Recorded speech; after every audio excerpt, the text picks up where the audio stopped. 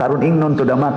Tanawa na inyong mga banao nga mga bit nga nasakpan na nimo nya di lang yapon mo angkon. Tanawa mga naong malipayon di ay. Di ay. Hasta na mga asawa nga mga bit nya nasakpan nas bana nya di gyud mo angkon. Di na malipayon ay magkusmod ang naong ana. Labi na gyud natok of the town na.